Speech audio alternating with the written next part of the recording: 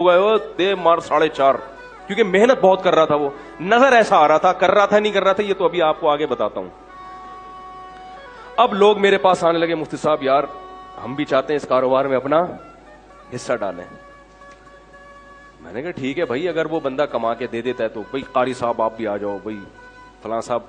शुक्र है एक कारी साहब ही आए, वो भी मालदार आदमी थे। उसके अलावा फिर मैंने किसी से, मैंने कहा नहीं भाई इसको एक देखते हैं, अभी चलने तो दो, अभी तो एक साल भी पूरे तौर पर नहीं हो सका।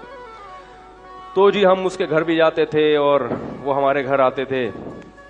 बड़ा अच्छा माशाल्लाह हमारा बिजनेस शुरू हो गया, उसको ठीक ठाक प्रॉफिट होना शुरू। लेकिन मैंने देखा कपड़े वही उसके चमारों वाले। हम तो सोच रहे हैं कि चांद पे पहुंचे या मरीख का सफर करें। अभी अमेरिका यूरोप तो छोटी बात हो गई थी हमारे लिए ना, ठीक है। तो खलाई सैयारे में बैठते हैं, कहीं कायनात की सैर करके आते हैं। तो बिल आखिर एक्सपोर्ट की बात शुरू हो गई।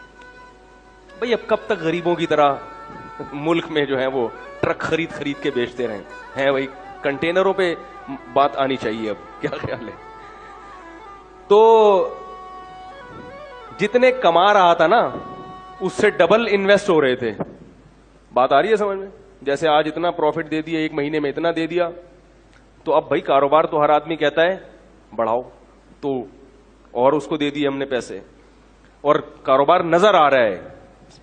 आलू प्याज टमाटर भी बिकते हुए नजर आ रहे हैं, गोदाम से मंडी भी जाके मैंने देखा, वहां भी बाकायदा उसकी एक शॉप है जहां से वो सारा बिजनेस हो रहा है। एक दिन वो मेरे पास आया, कहने लगा कि मौली साहब मैं तो जा रहा हूं सफर पे 10-15 दिन के लिए, तो माल उतारना है मंडी से, इतने पैसे मुझे चाहिए और ये पैसे कल ही मैं आपको रिटर्न कर दूंगा और मुझे जनाब पहुंचना है। तो मैंने दे दिए उसको। मैंने कहा यार ये मेरे हज के पैसे हैं, क्यों हज की दरख्वास्त में देने वाला था, ये लेके कहीं ऐसा ना कह रहा यार मुसलमान किसी के हज के पैसे खाएगा। हमने ऐसे ऐसे हराम खोर दुनिया में देखे हैं कि आपको हम क्या बताएं। उसका बेटा वो बीमार बना हुआ था, उसने कहा यार हज, हमने क्या कलमा नहीं पढ़ते? बयानात में भी बैठता था वो आके और कहता था हम सैयद हैं, और कहता था मुफ्ती साहब पैसा पकड़ाने से पहले ये देखो कि बंदा खानदानी है या नहीं है। समझ रहे? ये बड़ी गिनतियां सीखी हुई होती हैं, तभी किसी की चिकनी चपड़ी बातों में मत आओ। तो हमने वो उसको दे दी। हमने कहा चलो कल मंडी में मिल ही जाएंगे। उस बंदे ने रात को महल्ले वालों को जितनी जेबें नचोड़ सकता था सबकी जेबें नचोड़ी। दुकान से जो जनरल स्टोर था उससे 2-3 महीने का राशन उठाया। उसने कहा पड़ोसी ये कल दे देगा पैसे। किसी से